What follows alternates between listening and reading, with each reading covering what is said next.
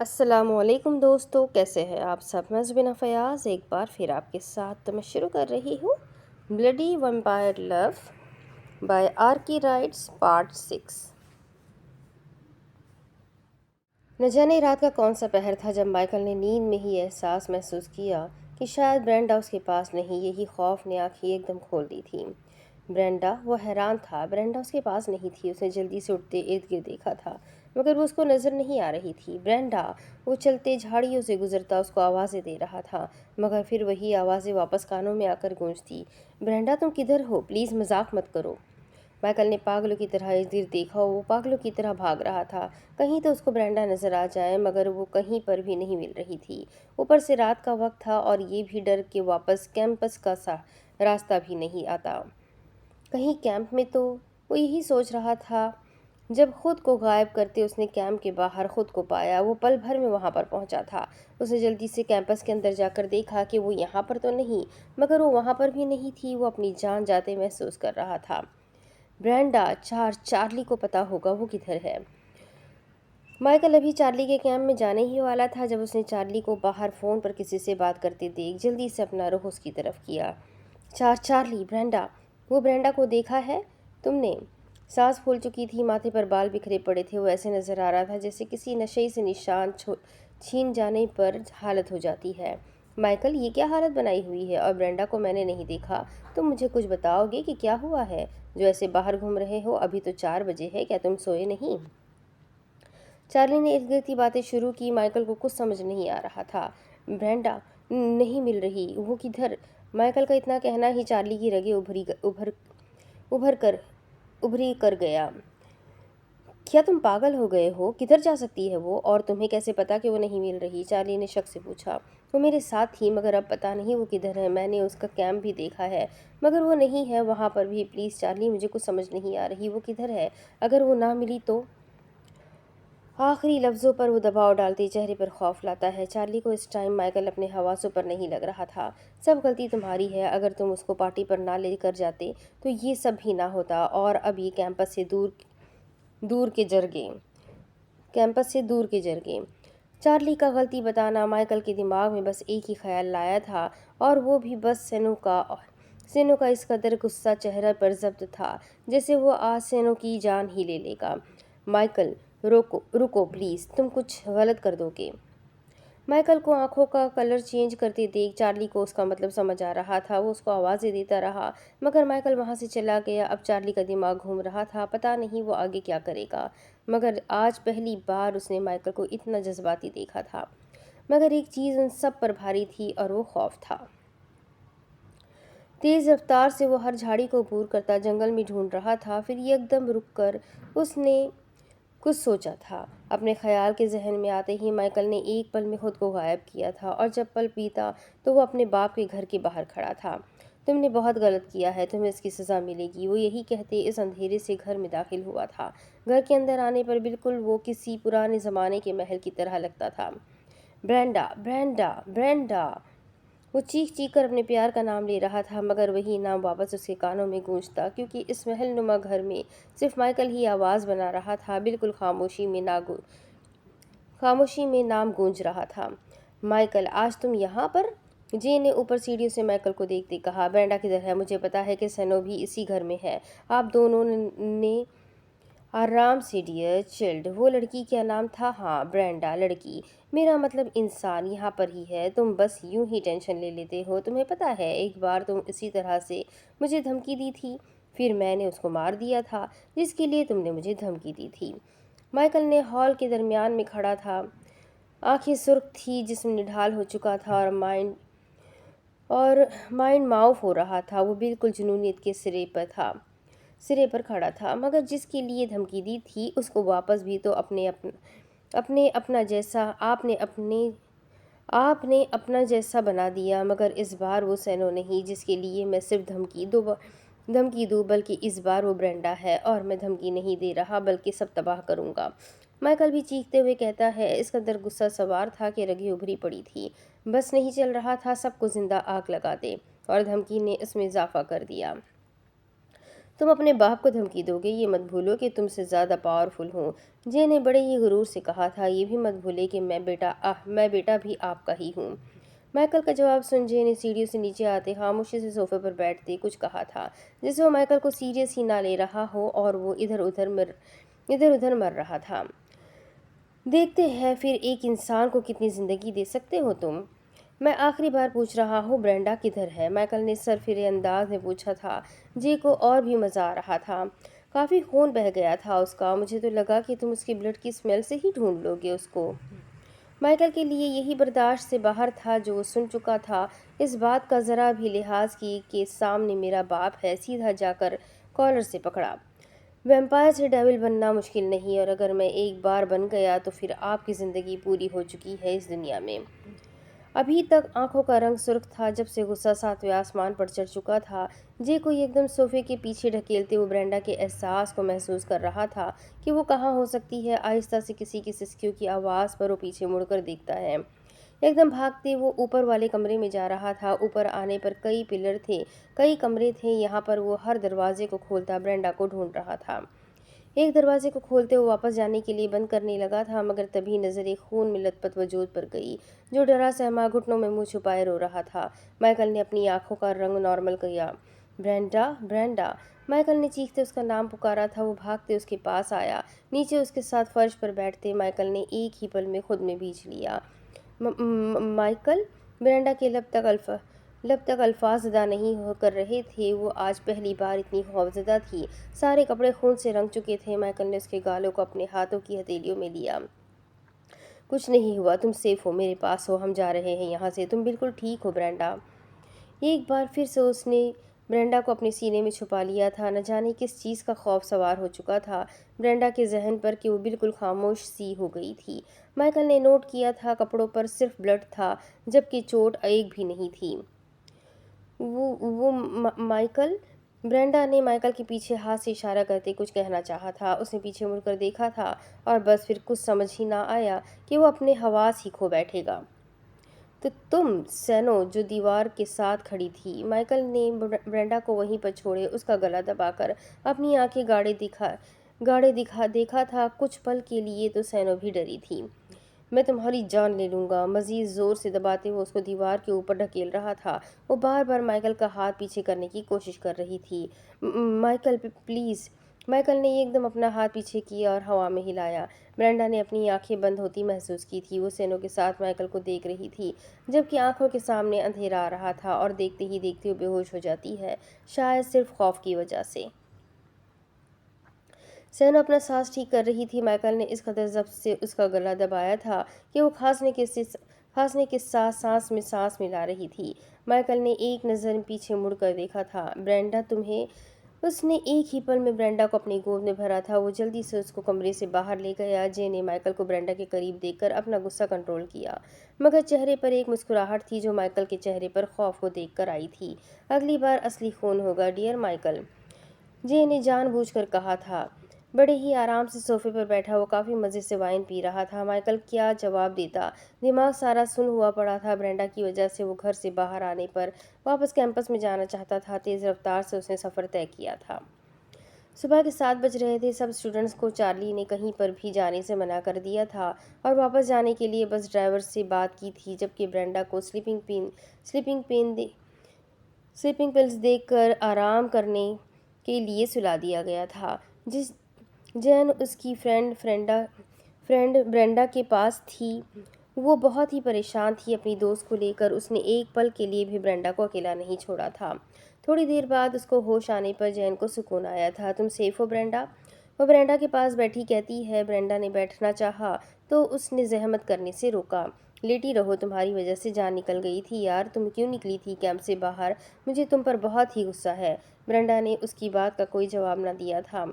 अच्छा तुम रेस्ट करो, बस आधे घंटे तक हम वापस जा रहे हैं, और तुम अब अकेली कहीं पर भी मत जाना, बड़ी मेहरबानी होगी तुम्हारी। प्यार और गुस्से के मिले जुले तासुरात से वो बोली थी। ब्रेंडा को माइकल का ख्याल आया था कि वो वहाँ पर कैसे पहुँचा था, और सैनो को ब्रेंडा से क्या मतलब था, जबकि उसने हाथ तक नहीं लगाया था। ब्रेंडा को वो अपनी सोचों में उलझ रही थी। एक आह भरती उसने आंखें बंद की थी। तकरीबन आधे घंटे बाद तैयार थी वापस जाने के लिए। सब स्टूडेंट्स बस में जाकर बैठ गए थे। जैन ने ब्रेंडा को अपने साथ बस में दाखिल किया। ब्रेंडा ने नोट किया था कि माइकल अपने उसी सेट पर बैठा था, जबकि ब्रेंडा के लिए सीट अभी तक खाली रखी थी। उसने एक नज़र माइकल की तरफ देखा था। ब्रेंडा ने न जाने कौन सा एहसास था उसकी आंखों में, जैसे वो शर्मिंदा हो। पहली बार पार्टी में लेकर जाना भी माइकल की गलती थी, और इस बार जंगल में लेकर जाना भी माइकल की ही गलती थी। माइकल ने एक बार भी पलकें नहीं झपकी थी। वो बस ब्रेंडा की आंखों में देख रहा था। जैन ने अपना और ब्रेंडा का सामान ऊपर वाले पोर्शन में रखा था, मगर जब ब्रेंडा को माइकल की तरफ देखते नोट किया तो फौरन से उसका हाथ खींचकर अपने साथ वाली सीट पर बिठा दिया, क्योंकि वो अब उसको माइकल के साथ नहीं जाने देना चाहती थी। थोड़ी सी खबर तो जैन को भी थी कि वो रात को माइकल के साथ गई थी, मगर किसी को बताया नहीं था। तुम इधर बैठी रहो और हिलना मत, जैन ने उसको धमकी देकर समझाया था। माइकल ने फ़ोन निकालकर मैसेज टाइप करना चाहा था, मगर वो फिर खुद को रोक दिया। थोड़ी देर बाद बस चल पड़ी थी। माइकल बिल्कुल बेचैन सा था, ज़रा चैन नहीं था। वो ब्रेंडा से बात भी नहीं कर रहा था। न जाने वो कितना नाराज़ होगी माइकल से, बस यही ख्याल उसको बार बार रोक रहा था। सब स्टूडेंट्स अपने घर चले गए थे, जबकि चार्ली और बेला भी अपने घर चले आए थे। मगर माइकल को लीजा मैडम ने अपने घर बुलाया था। इस वजह से वो ब्रेंडा के साथ ही घर गया था। न जाने वो ब्रेंडा से बात तक करने की हिम्मत खो चुका था। वो वाकई अपनी गलती को सीरियस ले चुका था। घर आने तक उन दोनों में ज़रा बात ना हुई थी। कैफ़े आने पर ब्रेंडा सीधा अपने कमरे में चली गई, जबकि आज माइकल और लीजा मैडम की मीटिंग का सीन चल रहा था। क्या हुआ है माइकल, आज तुमने कॉफ़ी नहीं पीनी? माइकल को तो आज कॉफ़ी का भी ख्याल नहीं था। उसने फ़ौरन से नफ़ी में सर हिलाया था। वो दोनों आमने सामने बैठे थे। तुम्हारी फैमिली में कौन कौन है? वो सामने पड़े कॉफ़ी का कप उठाने ही वाला था जब ये सुन हाथ हवा में ही रुक गए। सिर्फ मैं हूँ और मेरा दोस्त चार्ली, जो यूनिवर्सिटी में प्रोफेसर है, ब्रेंडा और मेरा टीचर। माइकल ने कहते अपने लब खुश्क से कि वो बहुत ही नर्वस हो चुका था। तुम्हें नहीं लगता कि मैं एक अकेले लड़के को कैसे पसंद कर सकती हूँ अपनी ब्रेंडा के लिए? कोई एक बात बता दो जो मुझे ऐसी लगे कि तुम ब्रेंडा के लायक हो। माइकल ने कुर्सी पर हिलने के से अंदाज में सीधा होते बैठना चाहा। मुझे नहीं लगता कि ब्रेंडा का मुझको लेकर फैसला गलत होगा, क्योंकि वो मुझ पर यकीन करती है और मैं उसे प्यार। मैंने बात पूछी है, वजाहत नहीं। लीज़ा मैडम अब माइकल का इम्तिहान ले रही थी। मैं ब्रेंडा से इतना प्यार करता हूँ कि सारी ज़िंदगी उसका इंतज़ार कर सकता हूँ। हाँ, मगर मैं ये बिल्कुल भी बर्दाश्त नहीं करूँगा कि मेरे प्यार का कोई और मुंतज़िर हो, क्योंकि ये हक़ सिर्फ मेरा है, ना कि किसी और का। उसने इतने कॉन्फिडेंस से बोला था कि लीज़ा मैडम भी हैरान रह गई। क्या वो इतना ही प्यार करता था उनकी बेटी से? अगर देखा जाए तो माइकल जवाब में ये बात भी कह रहा था कि उसकी वेडिंग किसी और से मैं होने नहीं दूंगा, क्योंकि कोई और उसका मुंतज़िर हो। वो माइकल को कहाँ पर बर्दाश्त था। लीज़ा मैडम ने मुख्तसर से जवाब देते कॉफ़ी को पीना चाहा। माइकल ने भी एक नज़र कैफ़े की तरफ देखा था और कॉफ़ी का कप थामते पीने लगा। चार्ली, चार्ली, उठो, और कितना सोना है तुमने? बेला ने सफ़ेद जालीनुमा पर्दे को शीशे की खिड़की से पीछे ढकेल कर कहा, जबकि चार्ली ने कंफर्ट में मुँह छुपा लिया। वो उसकी नींद में खलल डाल रही थी। मुझे सोना है, अब तंग मत करो। आगे ही 4 बजे का उठा हुआ हूँ, अब तो दिन के 9 बज चुके हैं। वो भी अटल होकर बोली थी। तो क्या करूँ, सोने दो और जाओ यहाँ से। वो कंफर्ट में ही जवाब दे रहा था। बेला को उसका जाने का कहना बुरा लगा। कमरे में खामोशी को महसूस कर उसने सोचा, कहीं सच्ची तो बेला नहीं चली गई। जल्दी से कंफर्ट को उतारे वो बैठा। बेला को कमरे में ना पाते वो जल्दी से बेड से उठता बाहर निकला। Bella, surprise, happy 3 years of marriage Charlie. Charlie के अल्फाज अभी आधे ही थे जब बेला ने उसको पीछे से हक करते कहा। वो पल भर में हैरान हुआ। मगर बेला, उसने बेला के हाथों को थाम कर अपने आगे की तरफ किया। वो दोनों आमने सामने खड़े थे। अगर मगर कुछ नहीं, आज बाहर लेकर जाओ, हम इसको सेलिब्रेट करेंगे जैसे हम दोनों चाहते थे। बेला ने फिर से चार्ली को हक किया। खुशी चेहरे से ही झलक रही थी। मेरी कमर नहीं सहलाओगे जो यूं बुद्ध बन गए हो? वो शिकायत करती है। चार्ली ने मुस्कुराकर उसकी कमर सहलाई थी। वो अपने मजबूत हिसार में लेता बेला को खुद में छुपा गया। माइकल ने घर आकर ब्रेंडा को मैसेज करना चाहा, मगर अभी तक वो हिम्मत नहीं जमा कर सका था। शावर लेने के बाद वो अपने बाल सहलाता बेड पर आकर बैठते ही फ़ोन निकालकर उसने डायरेक्ट कॉल मिलाई थी। पहले तो कॉल रिसीव नहीं की गई थी, दोबारा मिलाने पर भी ऐसा ही रिस्पांस मिला। एक बार फिर से उसने कॉल मिलाई। माइकल, मैं अभी बहुत ही बिज़ी हूँ, प्लीज़ कॉल मत करो। मगर मेरी बात तो सुनो। हवा की रफ्तार से कॉल उठाई और हुक्म सुनाकर कॉल बंद कर दी। अजीब लड़का है, मूवी भी नहीं देखने देता। इतना मज़े का सीन चल रहा था। ब्रेंडा ने कंफर्ट में मुंह छुपाए इंग्लिश मूवी लगाई हुई थी। वो बड़े ही गौर से मूवी देख रही थी जब माइकल की कॉल ने उसको डिस्टर्ब कर दिया था। हाय, क्या अब वो इसका खून पी जाएगा? फ़ोन की स्क्रीन पर वैम्पायर मूवी को देखते हुए बोली थी, जिसमें सीन भी कुछ बहुत ही क्लोज वाला चल रहा था। वो लड़की की गर्दन पर झुकता अपने दांत बड़े कर रहा था। उससे आगे मजीद कुछ देख सकती। माइकल ने फिर से कॉल की। क्या मुसीबत है माइकल, क्यों चैन नहीं तुम? मैं इतना रोमांटिक सीन। वो कहते कहते रुकी थी। अब ख्याल आया कि वो जो कह चुकी है उसको शर्मिंदा ही करेगा। क्या तुम मूवी देख रही हो? ब्रेंडा ने चेहरे के जाविये बनाते जवाब दिया। हाँ, और बहुत ही डरावना सीन चल रहा है। मुझे मजीद आगे देखना है, अब तंग मत करना। अगर इतना ही डरावना सीन है तो देख क्यों रही हो? माइकल ने बैकग्राउंड से टेक लगाते कहा था। चेहरे पर थोड़ी सी मुस्कुराहट तो आई ही थी। सच कहते हैं, मनपसंद शख्स से बात हो जाए तो उसकी बातें भी दुनिया लगने लगती है। क्या करूँ, बचपन से आदत है। इन चीज़ों से डर भी लगता है पर देख भी लेती हूँ सारी की सारी। माइकल अब उसको डराना चाहता था, तभी तो कुछ याद करा गया। तुम्हें पता है ब्रेंडा, तुमने मुझसे कहा था कि अच्छी लड़कियों को भूत अपने साथ ले जाते हैं। अगर तुम्हें ऐसा लगे कि तुम्हारे कमरे में कोई है तो मुझे बता देना, ओके? वो माइकल की बात पर हैरान सी हुई थी। क्यों बताओ तुम्हें? वो अगर आता है तो आ जाए, मैं नहीं डरती उससे। ओके, अब तंग मत करना वरना कुंवारे रहोगे। वो हमेशा की तरह उसको कुंवारे रहने की धमकी देती है। माइकल के फ़ोन स्क्रीन पर नजर जाने से पहले ही वो कॉल एंड कर चुकी थी। सरता पैर वो कंफर्ट में छुपी फ़ोन की स्क्रीन को ऊपर नीचे धकेल ही रही थी। तभी धन्नन धन्नन मूवी के सीन पर गलती से क्लिक हो गया। स्टार्ट पर तो दरवाजे के खुलने की आवाज़ ही ऐसी थी जैसे कोई भूत अपनी ज़बान में गाना गा रहा हो। वो मज़ीद दरवाजे से आगे देखती। अजीब मखलूक नाम से मैसेज आया। दरअसल वो तंग आकर माइकल का नंबर इस नाम से सेव कर चुकी थी। ब्रेंडा, हॉरर मूवी मत देखो, जल्दी से टाइपिंग कर। उसने जवाब दिया। क्यों ना देखूं, मैं किसी से नहीं डरती, और प्लीज़ मैसेज मत करो। सेंड पर क्लिक करती हुई दोबारा से मूवी देखना चाहती थी, मगर तभी उसने अपने कंफर्ट्स पर किसी का साया महसूस किया। उसने जल्दी से माइकल की बात याद की कि अगर भूत आया तो मुझे बता देना। जल्दी से अजीब मखलूक नंबर पर मैसेज टाइप करती हुई अपने सोने के अंदाज से हिली तक ना थी। हाय माइकल, कैसे हो? सो गए हो? वो दरअसल मुझे कहना था। उसने मज़ीद टाइपिंग की ही नहीं थी जब वो साया बिल्कुल उसके कंफर्ट पर आ पहुंचा। जल्दी से आंखें भींच कर वो मुंह पर हाथ रखती है। खौफ से सांस भी फुला चुकी थी, मगर वो सांस रोककर जान पर बना रही थी। आहिस्ता से कंफर्ट पर रखते उसने कंफर्ट को खींच कर नीचे उतार कर ज़मीन पर गिरा दिया। ब्रेंडा की बंद आंखों और डर से चीखें निकलती। एकदम हाथ उसकी थोड़ी पर रखता वो उसके लब बंद कर गया। कहता हो ना कि बच्चे हॉरर मूवी नहीं देखते, फिर क्यों लगाई थी तुमने? माइकल ने ब्रेंडा के ऊपर अपना साया किया क्योंकि वो उसके ऊपर झुककर बात कर रहा था। वो कुछ बोल ही नहीं सकती थी क्योंकि हथेली ने मुंह बंद कर रखा था। अब क्या है जो ऐसे देख रही हो? माइकल उसकी आंखों के ज़ाविये ना समझता पूछता है, मगर जब समझ आया कि वो हाथ पीछे हटाने को कह रही है तो जल्दी से हाथ पीछे हटाया। और बस ब्रेंडा का जितना भी गुस्सा था माइकल को शानों से पकड़ती एकदम अपने बेड की दूसरी साइड पर गिराती। वो बिल्ली की तरह उस पर झुकती छे मारती है। तो तुम्हारी तो मैं नाक तोड़ दूंगी। ये कोई तरीका है कमरे में आने का?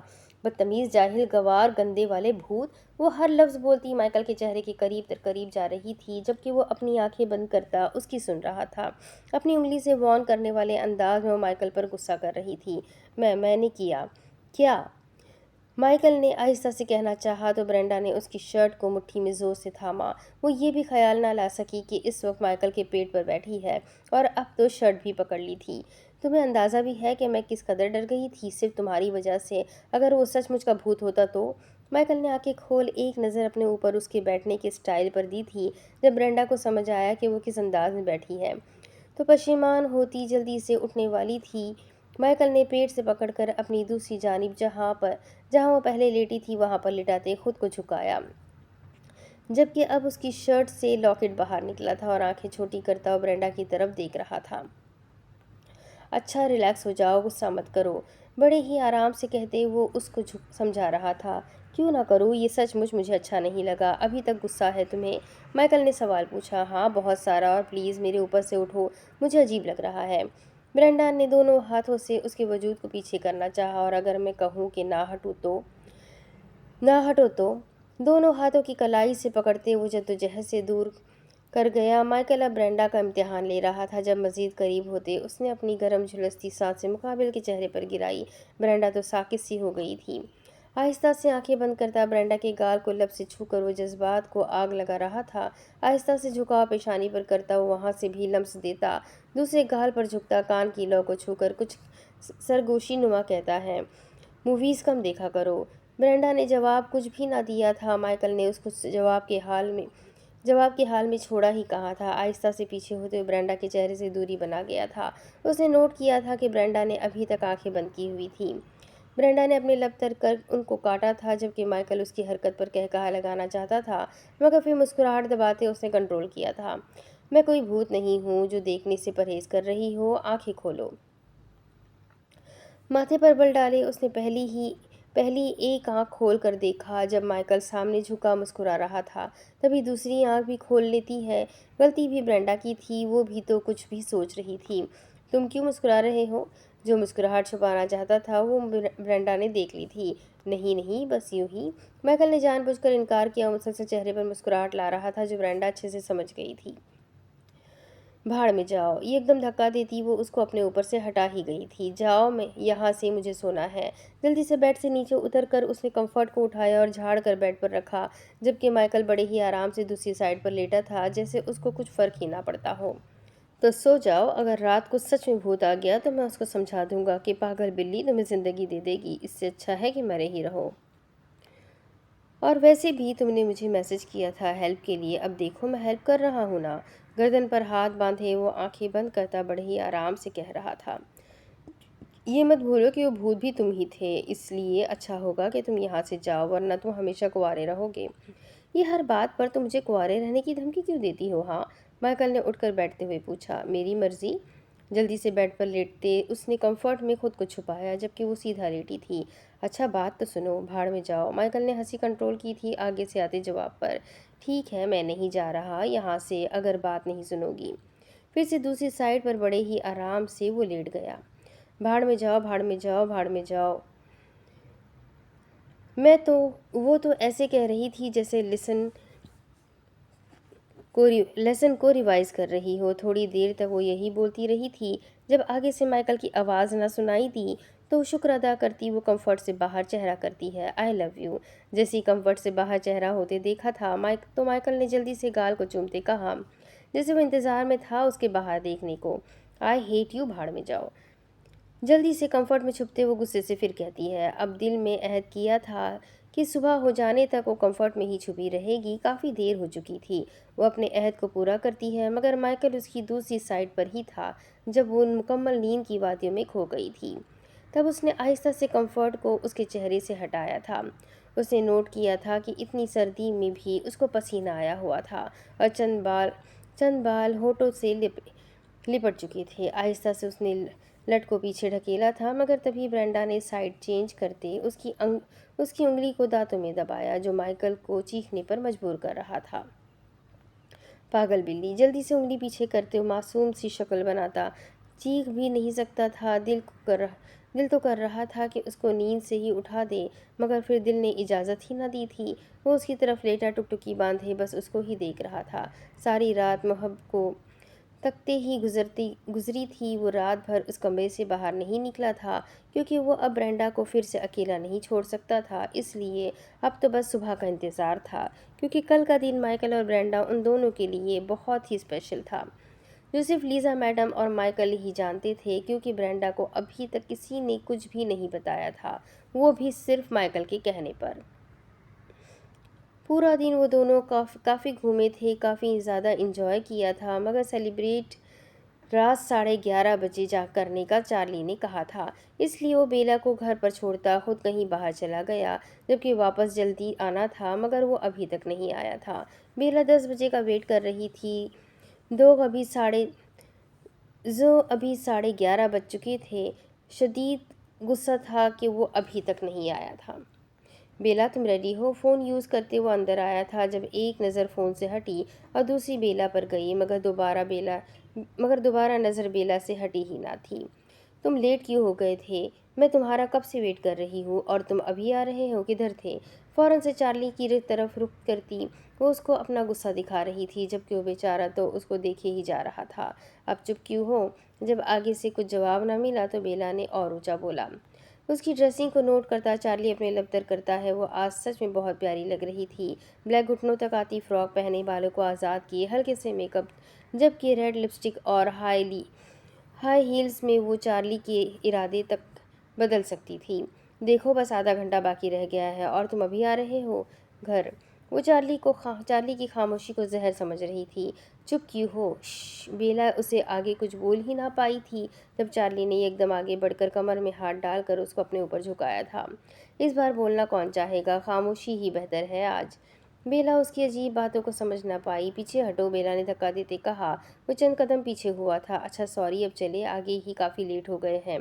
शुक्र है आपको भी उसका ख्याल आया, बेला ने तंज़िया अंदाज में कहा था। चार्ली ने मुस्कुराहट से उसका हाथ थामा और बाहर जाने के लिए दरवाज़ा खोला।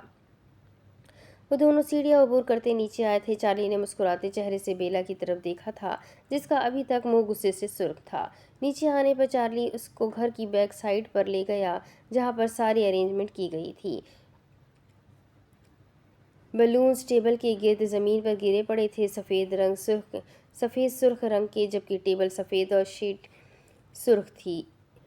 एरी एरे को एरिया को अच्छे से सेट किया गया था। कैसा लगा? चार्ली ने चलते हुए पूछा। बस नॉर्मल ही है। बेला अभी तक गुस्सा दिखा रही थी। मेरी 2 घंटे की मेहनत बस नॉर्मल है? चार्ली ने टेबल के पास जाते हुए पूछा। अच्छा, अगेन सॉरी, अब तो मूड ठीक करो। मैं बाहर चला गया था इसलिए लेट हो गया, मगर अभी 15 मिनट बाकी है। वो वॉच पर टाइम नोट करता हुआ बोला था। इट्स ओके, बेला ने मुस्कुराते हुए जवाब दिया। दोनों ने केक काटा था। सबसे पहले बेला ने पीस चार्ली की तरफ किया, मगर तभी चार्ली ने भी पीस उसकी तरफ किया। अब ठीक रहेगा डियर। दोनों ने एक साथ केक खाया था और बस जब केक टेस्ट कर लिया था, चार्ली ने उसको बाजू से पकड़कर अपने साथ चलने का कहा। चार्ली, क्या हो गया है? बस इतना ही था सेलिब्रेट करना? बेला को ऐसा लगा कि बस चार्ली को इतना ही सेलिब्रेट करना था, इसलिए वो बुरा सा मुंह बना लेती है। एक तो आया भी लेट और ऊपर से ना कोई डांस ना कोई गिफ्ट। चार्ली, ये सब क्या है? वापस क्यों ले आए हो मुझे? मेरा गिफ्ट किधर है? और तुम क्यों वापस आए हो? चार्ली, जो उसको अपने साथ सीढ़ियों से ऊपर अपने कमरे की जानिब लेकर जा रहा था, वो उसके वापस जाने की इरादे समझकर पूछती है, जबकि चार्ली ने एक भी कदम नहीं रोका था। चार्ली, वो उससे आगे एक लफ्ज़ भी ना बोल पाई थी जब दरवाज़ा खोलते ही सामने का मंजर देखकर दिल की हालत अजीब हो गई। पूरे कमरे में अंधेरा था, बस अगर हल्की सी रोशनी थी तो कैंडल की। बेड पर रेड रोज़ के पीसेस पीसेस बिखरे पड़े थे, फर्श पर भी रोज़ थे। उसने हैरान कुन आंखों से चार्ली की तरफ देखा था, जो अपनी आंखें बंद कर फूलों की खुशबू को अपने अंदर उतार रहा था। वो इस पर अब शक कर रही थी कि चार्ली को अरेंजमेंट का पता था, इसलिए वो जानबूझकर लेट हुआ ताकि बेला गुस्सा करे। मगर एक बात समझ न आई थी कि वो बेला को गुस्सा क्यों दिला रहा था। गिफ्ट तो अब दूंगा। पल भर में वो बेला को कुछ भी समझने का मौका देता अपनी गोद में उठाता है। बेड के पास जाते उसने बड़े ही आराम से बेला को लिटाया था। मुझे केक खाना था, इतना मज़े का था। बेला ने बात टालनी चाहिए, क्योंकि चार्ली को वो अच्छे से जानती थी। अगली बार खिला दूंगा केक, बट इस बार तुम्हें मुझसे दूर जाने की इजाज़त नहीं है। बेला की तो हवाइयाँ उड़ने लगी थी जब चार्ली को शर्ट के बटन खोलते देखा। चार्ली ने शर्ट के बटन वहीं पर छोड़ दिए थे जब बेला को बेड के ऊपर होते देखा। एकदम झुकते उसने हाथों में उंगलियां फंसाए तकिए के साथ लगा दिए, हाथ और चेहरा बेला पर झुकाया। तुम मुझ पर बिलीव होना तुम मुझ पर तुम्हें मुझ पर बिलीव होना चाहिए, वरना मैं आज भी पीछे हट जाऊंगा बगैर पास आए। चार्ली की बात पर नज़र झुका गई, जिसका मतलब आज ही पीछे हट जाना था। चार्ली को बहुत बुरा लगा कि वो आज तक बेला के काबिल ही ना बन पाया। बिल्कुल खामोशी से वो उसके ऊपर से परे होता जाने लगा था जब बेला ने उसकी खुली शर्ट को थामा था, क्योंकि चार्ली ने अभी तक सिर्फ शर्ट के बटन ही खोले थे। तुम नहीं जा सकते, ना आज ना कभी। और आहिस्ता से उसके बालों में उंगलियां फंसाए वो पल भर में चार्ली को अपने करीब करती है। दोनों की आंखें बंद थी, वो इस एहसास को महसूस कर रहे थे। आहिस्ता से आज़ाद होते वो आज हाँ में बता चुकी थी कि चार्ली सिर्फ उसका है। मैंने कौन सा चले जाना था, बस देख रहा था कि तुम कब मानती हो और जाने से रोकोगी मुझे। चार्ली ने मुस्कुराते शरारत से उसकी तरफ देखा था। वो जो ये समझ रही थी कि चार्ली सीरियस था, मगर उसकी बात पर बेला का दिल किया कि अभी इस कमरे से बाहर निकल जाए। दूर हटो। उसने हाथ से धक्का देना चाहा तो चार्ली ने फिर से हाथों को तकिए पर रख अपने हाथों में कैद किया। जाने की बात तो मत करो, क्योंकि आज इरादे दूरी के बिल्कुल भी नहीं। ओह अच्छा, तो क्या करोगे? बेला ने तंजिया पूछा ही था जब चार्ली उसके अल्फाज पी गया। पहले तो बेला ने दूर जाने की मज़ाहमत की, मगर फिर चार्ली की गुर्बत में सुकून महसूस करती। वो खुद को हरा गई। हर गुजरते पल में चार्ली बेला को दूर जाने से बागी कर गया था। अब तो रात भी मुकम्मल अंधेरे में डूब गई थी। अब इसके आगे की नावल मैं आपको अगले किस्त में पढ़कर सुनाऊंगी। इस वीडियो को लाइक कर ले, बेल आइकन को ज़रूर दबा दें, चैनल को सब्सक्राइब कर दें और अपने कॉन्टैक्ट में शेयर ज़रूर करिए। मुझे कमेंट करके ज़रूर बताइएगा कि आपको वैम्पायर, जिन, हॉरर और रोमांटिक नॉर्मल स्टोरीज़ कौन सी टाइप की नावल ज़्यादा पसंद है। तो इंशाल्लाह आगे भी आपकी पसंद की नावल्स आती रहूँगी। अगले वीडियो तक अपना खूब सारा ख्याल रखें, मुझे भी दुआ में याद रखें। अल्लाह हाफ़िज़।